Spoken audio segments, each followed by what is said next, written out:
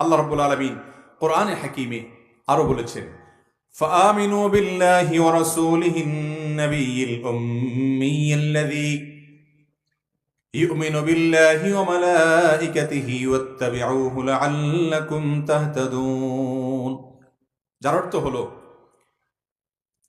হে মুসলমানরা, হে ইমানদাররা, হে দুনিয়ার মানুষ, তোমরা আল্লাহর প্রতি এবং তার রাসূলের প্রতি ঈমান আনো।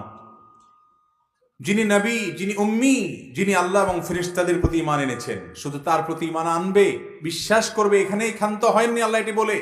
এটি যথেষ্ট নয়, বরং ওয়াত্তাবিউহু লাআল্লাকুম তাহতাদুন, তোমরা অনুকরণ করো কার?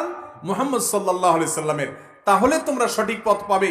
অতএব নবীজি সাল্লাল্লাহু আলাইহি সাল্লামের অনুসরণ ছাড়া দুনিয়াতে কোনো মুসলমান, কোনো মানুষ জান্নাত এবং সঠিক পথের দিশা পেতে পারে